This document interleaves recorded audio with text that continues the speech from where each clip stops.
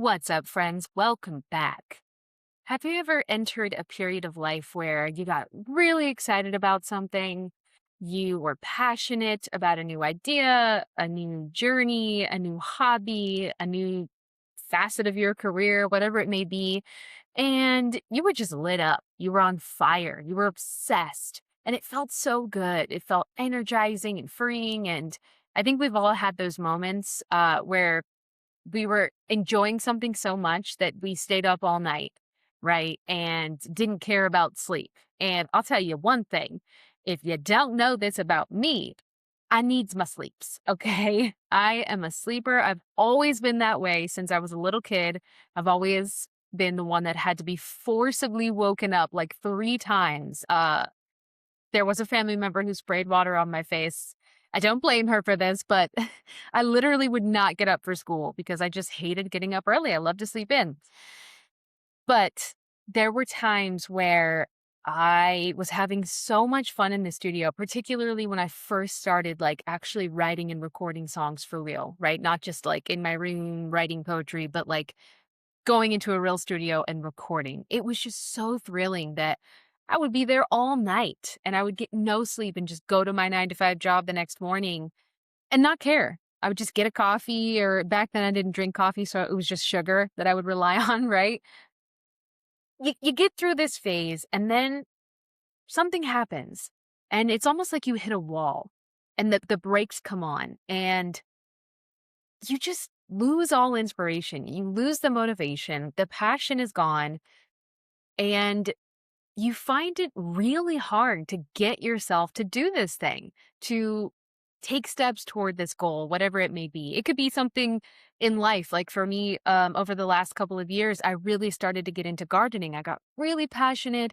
My first year here in Vegas, of all places, I know the desert, but we have so much sun that that's on our side, right? Um, I got all excited. I learned so much about gardening, and I successfully was growing tomatoes and peppers and pumpkins and melons.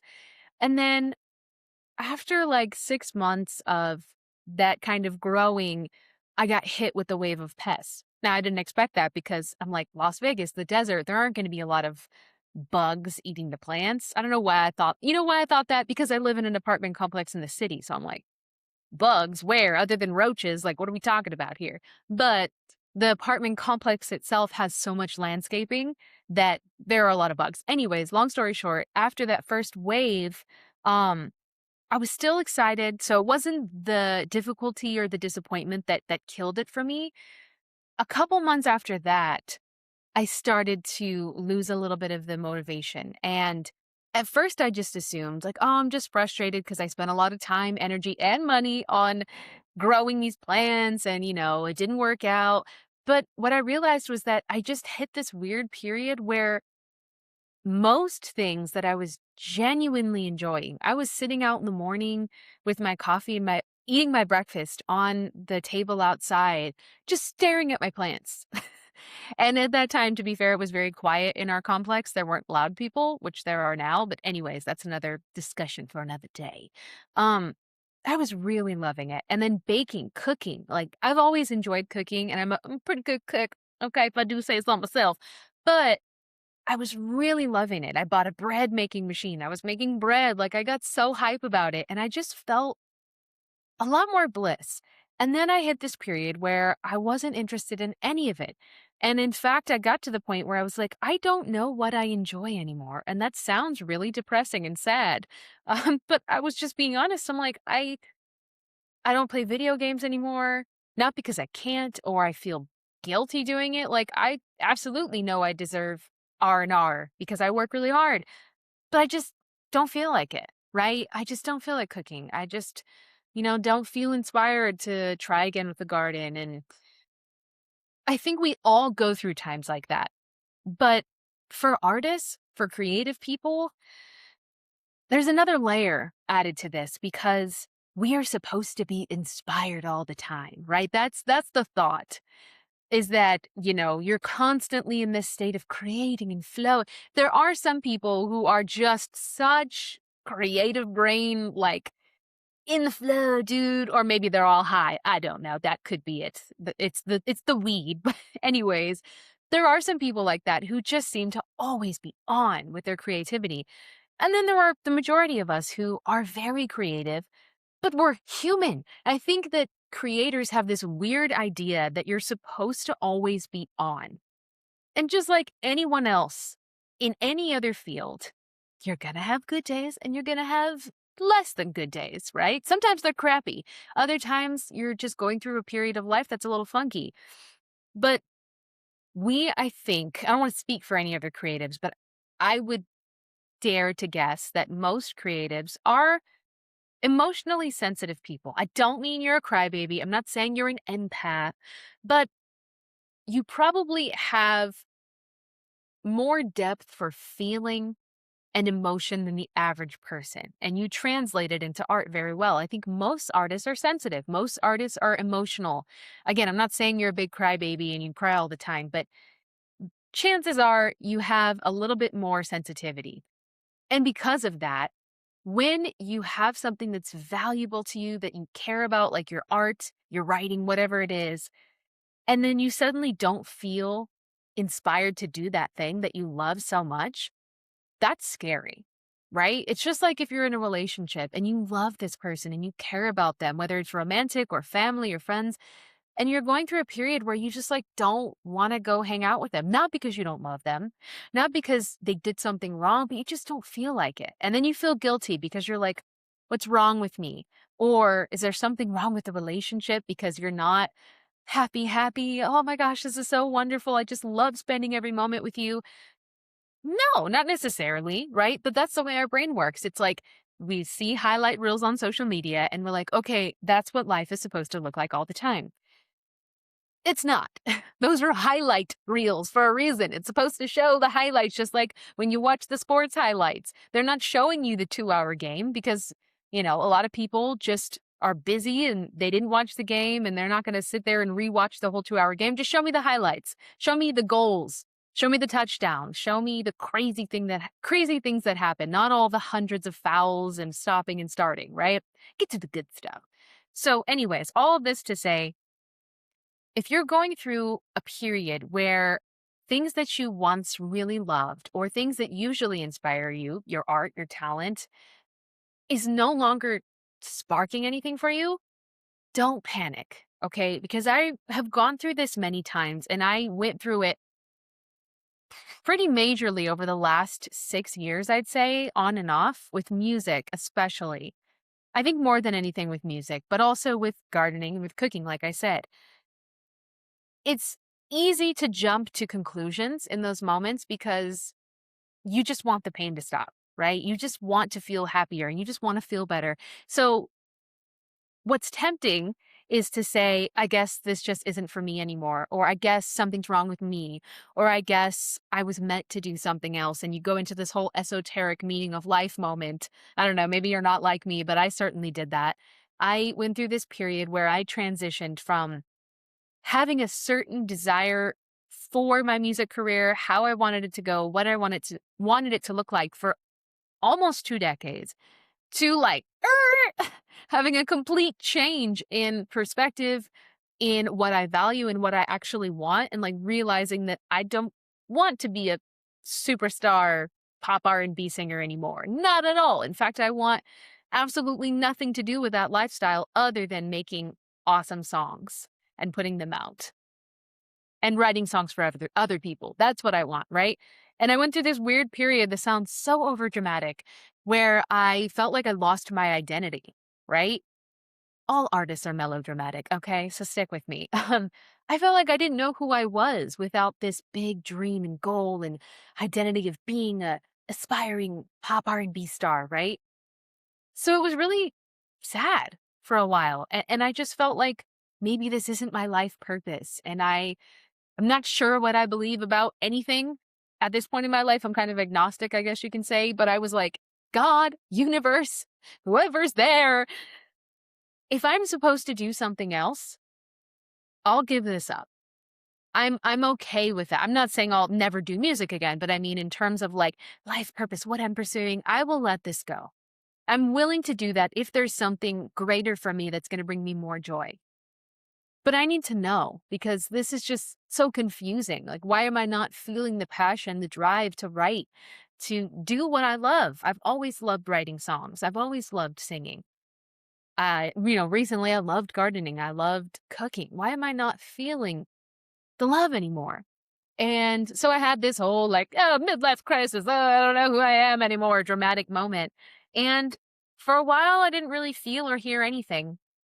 And then I've told this story before, out of nowhere, a turn of events happen and I get introduced to voice acting totally by accident, basically.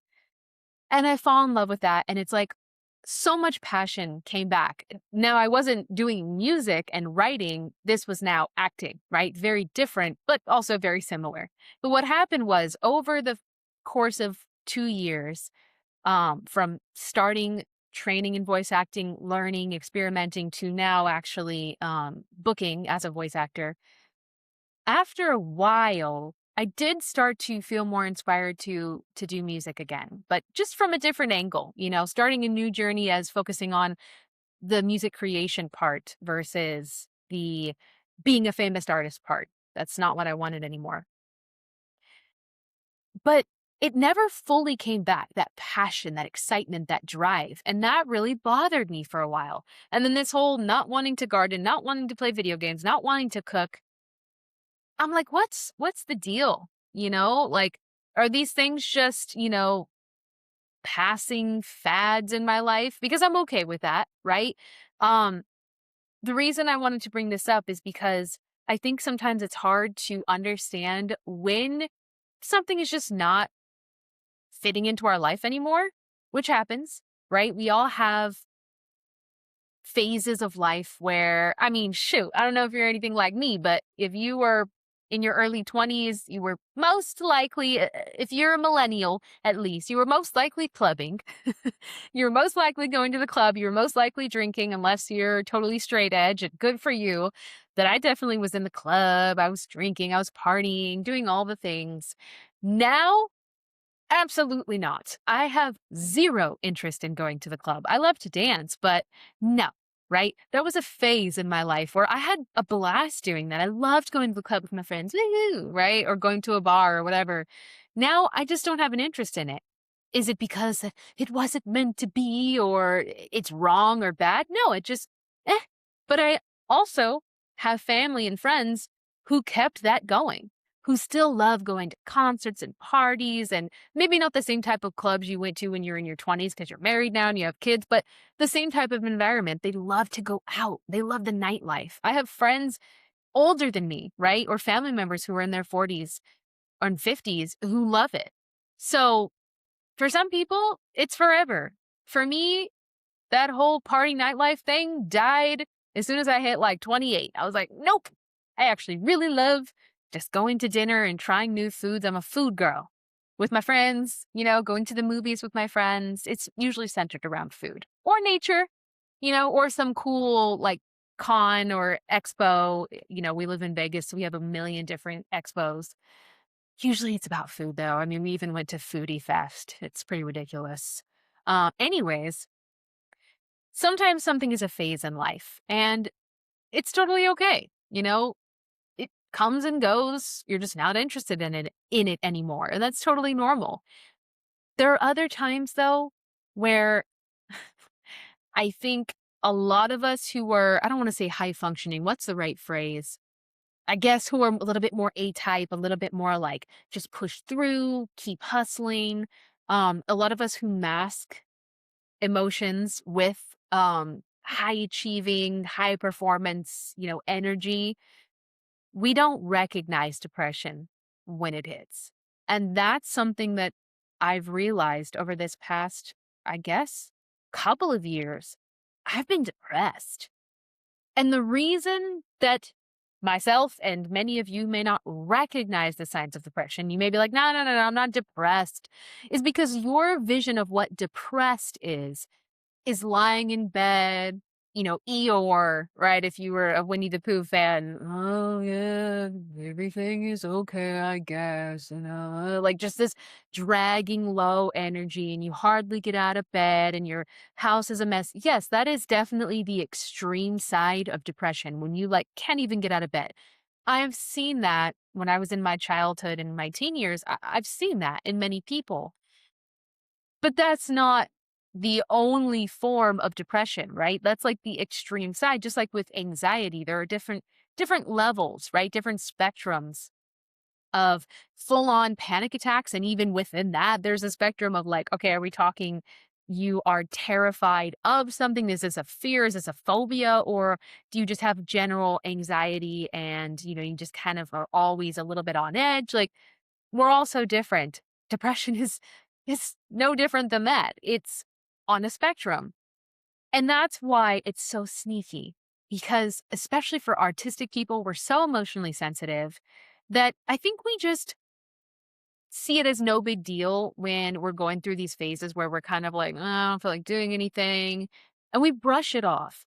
And I'm not telling you that you should hyper focus on any time you're feeling, a little off and panic and worry and try to analyze it or go to your therapist like, oh, today I woke up and I didn't jump right out of bed and smile. Like, it's not necessarily that deep, but I think it's important to recognize when you've had a pattern of things that used to bring you joy not bringing you joy. More than one thing, right? Not like, I liked this thing for a little bit and then I was over it, but a genuine sense of like, I'm just not excited by many things anymore. Like it takes a lot to get you excited or feeling inspired. That's kind of I don't want to, be negative or alarming anyone, but for lack of a better phrase, it's kind of a warning sign, right? That perhaps you've been masking depression, thinking that it's just a funky phase in your life, or again, trying to make it into this esoteric thing, midlife crisis, where I must be on the wrong path. Maybe you're depressed. Maybe it's been a difficult time over the last couple years or months. Maybe you had a loss. Maybe you lost a little bit of direction like me. You had a career change to a certain extent, and then you're like, I kind of feel lost and confused. I'm not really sure. Maybe you had a disappointment, whatever it may be. It sent you into a period where you just weren't feeling joy from things like you used to. And maybe even like me, you're like, I don't really know what brings me joy anymore. It's okay, my friends. Now, I'm not a therapist. I'm not here to tell you like what to do exactly if you're depressed, because everyone's situation is different. But I just wanted to bring this up today because I see so many artistic people thinking, number one, thinking that they're supposed to be on all the time, like I said, but also just not recognizing when depression or anxiety is what's holding them back. And they think that it's their discipline is lacking, which sometimes it is. Sometimes it is that you are not working consistently, you're not showing up, you're making excuses, and you need to suck it up and get going, baby. But there are other times where you need to give yourself grace and maybe step back. So if you are in that position right now where you're feeling out of sorts, it's been a while since you've enjoyed things that always made you feel happy. You've had writer's block, you feel like writing, you feel tired all the time. I would look into the possibility of depression and either talk to someone, talk to your friends, talk to your family, your spouse, a therapist, a doctor, um, or do a little bit of soul searching, kind of looking for a pattern, not overanalyzing, but looking for a pattern of, when did this kind of start? When was the last time that I loved gardening, right? And for me, when I look back to when I was enjoying gardening and cooking and I was just in this like blissful state, it was number one, before a couple really intense events happened in my life. Number one being chronic health issues hitting me harder than ever, right? My esophagitis, the reflux battle, which I'm still dealing with, allergy stuff, just weird stuff happening with my body. Before that, before the death of my grandmother, before financial problems that hit hard all at once, that just rocked my world, before some health scares in my family, that was before all of that. On top of that, I wasn't yet chasing a new part of my career. I was just focused on my freelance business. So life was very simple. I had just moved into this apartment here in Vegas with my husband. We weren't married yet, but we were living together. It was like we were already married.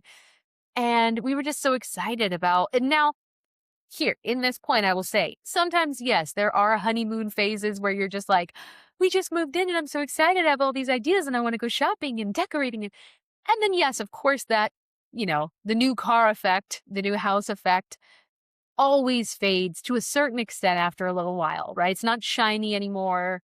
My car is 11 years old now. It's not like I go in it and I'm like, oh, my beautiful car. I appreciate my car. I love my Honda Civic. It's a good girl, and I feel good in my car, but there's not that shiny new car effect anymore, right? So yes, there to a certain extent will be that fading away of excitement, but that is different than complete lack of joy, complete lack of inspiration, right? And that's what we're talking about.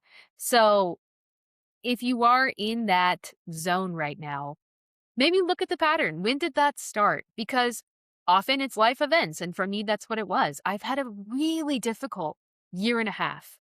It's been a couple years of crazy transitions, ups and downs, but in terms of like really challenging, I've cried more in the past year and a half. I've cried more than in my entire lifetime, right?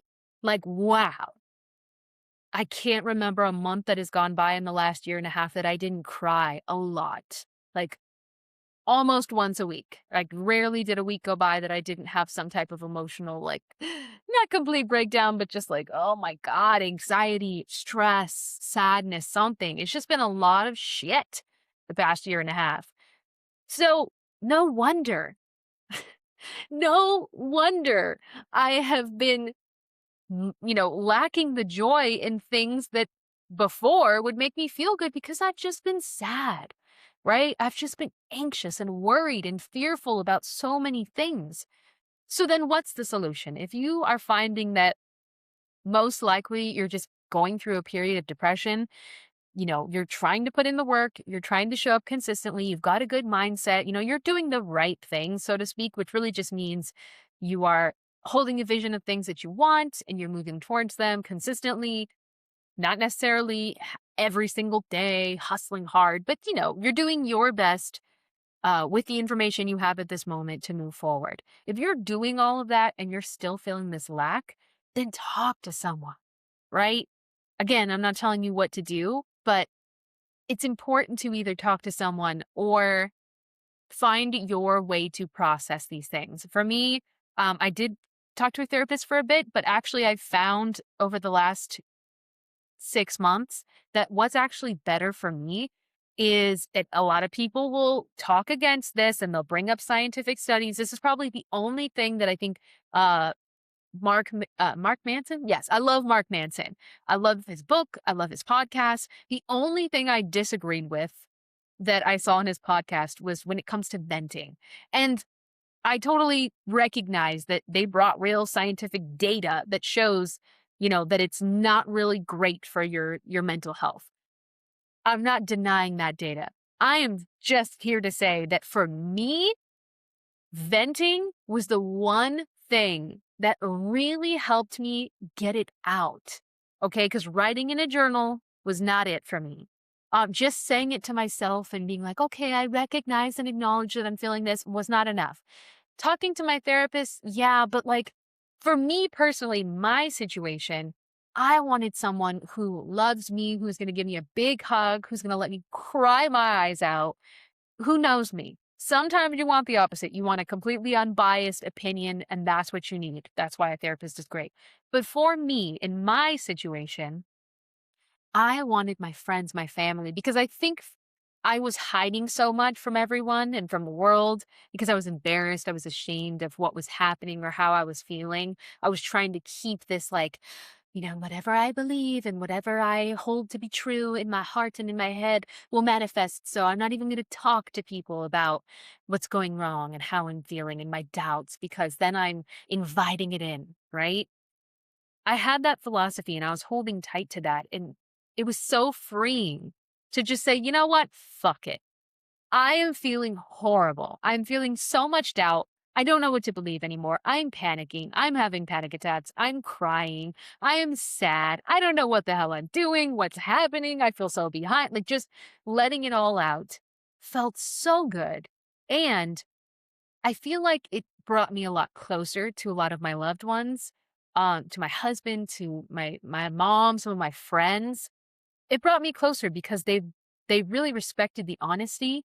They felt like I opened up to them because I wouldn't say I'm a closed off person, but I don't let a lot of people get very close to me, and that's to my detriment. I don't have a lot of very close friends because of me, because I don't let myself open up because I'm afraid people are gonna, just leave me and I don't wanna, it's the whole weird abandonment thing that makes no sense because none of my parents abandoned me. They're wonderful. I don't know where this comes from, but it's a weird thing that I have. Anyways, when I opened up to them and was just honest, like, I'm struggling right now. I'm struggling with money. I'm struggling with health. I'm struggling with this. I'm struggling with my beliefs. I don't know. Blah, blah. Everything started to shift. It took time, but everything started to shift. And now I'm at this point where I've been able to actually start healing. And I know there's so much out there about healing. We must heal everything, all of our childhood wounds before we can blah, blah, blah, right? You got to heal your inner child before you enter a relationship. Well, maybe for some people. But to me, it's more about really, truly feeling the emotions of what's going on in your life, letting the situations that have affected you, you know, letting them go by being honest about how you feel and sharing it with someone that you love or trust, or with a professional who's unbiased, whatever feels good to you, or journaling them out, or writing them in song, or just screaming, going out in the middle of the desert where there's no one and just screaming for an hour. I don't know. People all have different ways of coping, but you have to find what works for you and do it, right? Don't let the shame or worry hold you back. Don't let the guilt of like, thinking I should be over this faster. My life's not that hard. Why am I complaining? Let that shit go because it's not going to help you. It's going to hurt you. And I can tell you because it hurt me trying to hold it all together and, appear to be this person who is so calm and so chilled and like has it all together. Like people have told me that. And I'm like, it's like, what? Really? Okay. Well, I may have those moments, but I only have those times where I could be a rock for someone else because I've been doing this whole let's actually let it out. So to the point of venting, I'm not saying that's what you need to do, but I am saying find something that works for you, that's safe, right? And let those emotions process. Sometimes it may not be safe for you to do so. I get it. Like, something happened and you're a single parent. So you don't have time to, in your mind, you're like, I don't have time for a breakdown, right? Or you run a full time business and it's just you. You're like, I don't have time to, like, cry and scream all day. You may not right now.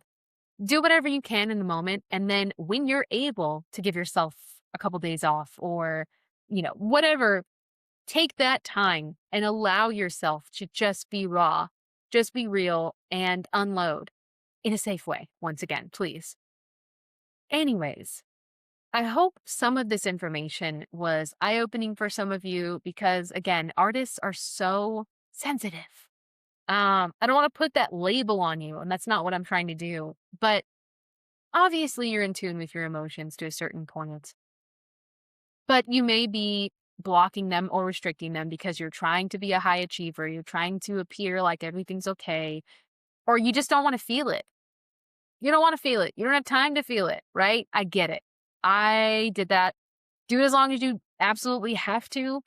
And then as soon as it's safe for you to let go, please do. Because I'm telling you, a couple months ago when I really started to open up and just be honest with those people that I love about what was going on, and they just gave me the space to be like, screw everything. Everything sucks. I know life is going to get better, but right now I just want to be angry. I just want to be disappointed. Like, just let me be, right? They did. They let me. And if you can find someone to do that for you, do it. If you are open to the idea that it's possible for things to get better and you do that, things will turn around. They have turned around for me. I already have my garden plans like written out to the T and I'm obsessed again, right? Cooking, I'm almost there. I'm interested again, but I've had some troubles with deciding where I want to shop now because I'm trying to be better with buying humane, humane, what is it? Certified humane meat and products. And I'm confused about where I should buy fruit and vegetables. And, that's like a research issue. It's not that I don't love cooking. I do. But the gardening thing, I'm all in, right? Like my interests are starting to return to me. I'm starting to get excited about things again and getting into a community, getting into a group where you can share things, making more friends, right? Or taking care of the relationships that you have. My friends and I have been doing, my voice acting friends and I have been doing, we just started doing an improv night and we're going to start doing more like script dissection for acting. And we've only done 2 sessions, but man, like that has sparked joy again for me. I'm inspired again being in the group of people who are all talented. I get to express myself and grow and learn and just have the camaraderie of having friends to laugh with, right? But then also be inspired in a healthy competition setting where whenever they're booking something really big or they got an agent and I didn't, there's jealousy in a good way, right? It's like, oh man, well there, I want that, right? But it fires me up in a good way. And I'm like, I'm so happy for you. Now I'm fired up. I want that. I'm gonna push myself. That's healthy competition. That's what friends are supposed to do, or what peers, I should say, slash friends are supposed to do for you. So things start to shift when you're honest, when you're more honest, but you have to remain open to. I just wanted to close with that.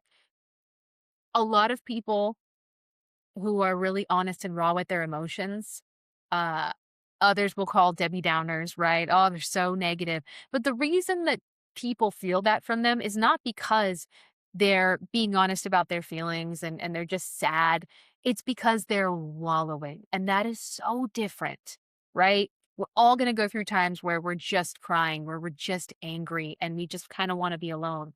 But wallowing is the constant like badge of honor that you wear, the chip on your shoulder that everywhere you go, every situation, you completely close yourself off to it because you don't want to be disappointed. You're afraid that if you start feeling happy again and feeling inspired again, something will happen. You'll be disappointed. So screw it. I'm not even going to try.